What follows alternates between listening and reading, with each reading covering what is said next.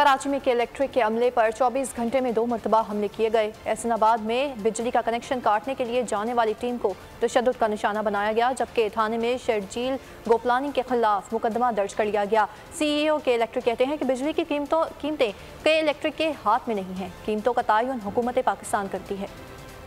कराची में के इलेक्ट्रिक की टीम पर हमले, 24 घंटे में 2 मरतबा अमले को तशद्दुद का निशाना बनाया गया। एहसनाबाद में के इलेक्ट्रिक अमले को शहरियों ने तशद्दुद का निशाना बनाया, जिसके खिलाफ मुकदमे की FIR दर्ज करा दी गई। इससे पहले टिम्बर मार्केट में ताजरों ने के इलेक्ट्रिक के अमले को तशद्दुद का निशाना बनाया था, जिसकी वीडियो सोशल मीडिया पर वायरल हुई थी। वाक़े पर नेपियर थाने में ताजर रहनुमा शर्जील गोपलानी के खिलाफ मुकदमा दर्ज कर लिया गया। अमले पर हमलों में CEO के इलेक्ट्रिक का रद्द अमल भी आ गया। मोनिस अलवी ने ट्विटर पर वीडियो पैगाम शेयर किया, जिसमें कहा गया कि बिजली की कीमतों में इजाफे का इख्तियार के इलेक्ट्रिक के पास नहीं। मेरी दरख्वास्त है आप सब लोगों से कि जो बिल आपके पास आया है वो उस बिजली का है जो आप कंज्यूम कर चुके हैं, और मुझे यकीन है कि फेडरल गवर्नमेंट इस पूरी सिचुएशन को देखते हुए एक ऐसा फैसला करेगी जो ना सिर्फ कराची के लिए बल्कि मुल्क के लिए, लोगों के लिए ठीक होगा। तर्जुमान के इलेक्ट्रिक का कहना है, इदारे